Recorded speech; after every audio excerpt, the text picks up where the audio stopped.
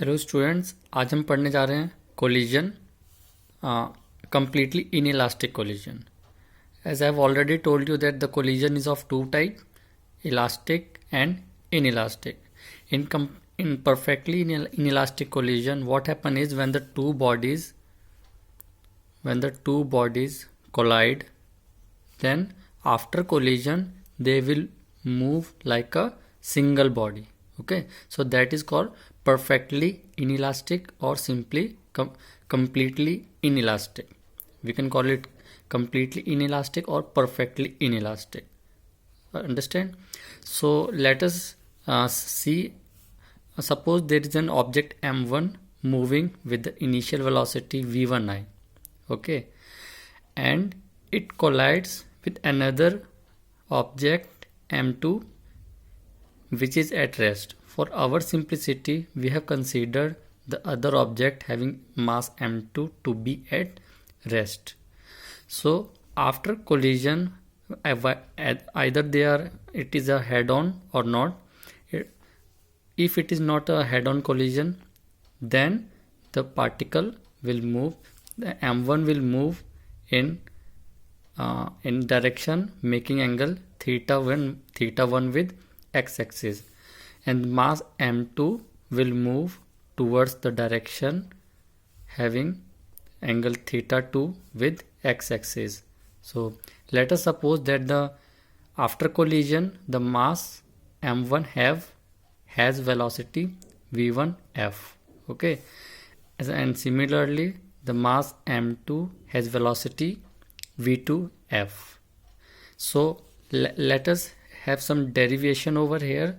We will derive the change in the kinetic energy and the final velocity of the combined body, this combined body. Okay, so in completely elastic, let us suppose that theta 1 and theta 2 is equals to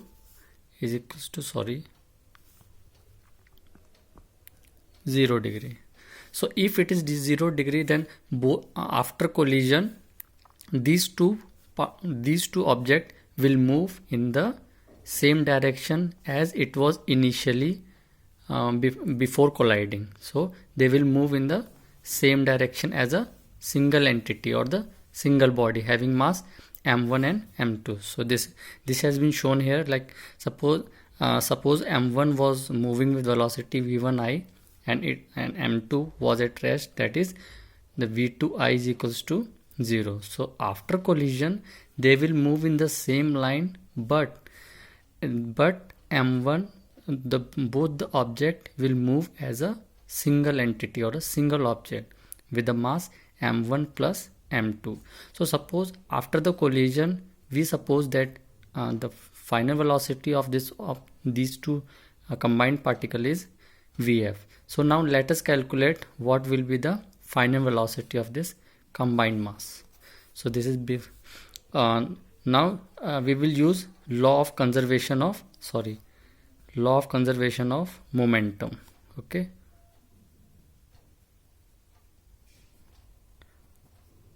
momentum. According to law of conservation of momentum, the initial velocity of the system is equals to the final velocity of the system before and after collision. Okay, so initially the object m1 was having momentum v1I, so we will write, and object 2 did not have any momentum because it was at rest. So the only momentum will be contributed by the mass m1 because it is having a velocity v1I. So I can write m1 into v1I is equals to, now you can see that these two objects are moving as a single object. So suppose it will move with the velocity vf. So I can write mass of these two objects into the final velocity of this object. So m1 plus m2 into vf. So the final velocity will come out to be, I will take m1 and m2 in the denominator of in the left hand side. So I will get vf is equals to m1 divided by m1 plus m2 into v1I. Let us suppose this is equation number 1. Now we will try to find out how much kinetic energy is getting lost during this collision. Okay, so this is a complete case of inelastic collision. So in elastic collision there is always a loss of kinetic energy. So let us find out how much kinetic energy has been lost during this process or during this collision. So this is delta K. Delta K is the change in or the loss in kinetic energy. So I am calculating the loss. So I will write kinetic energy initial minus kinetic energy final. Okay, so what will be my initial kinetic energy? The initial kinetic energy will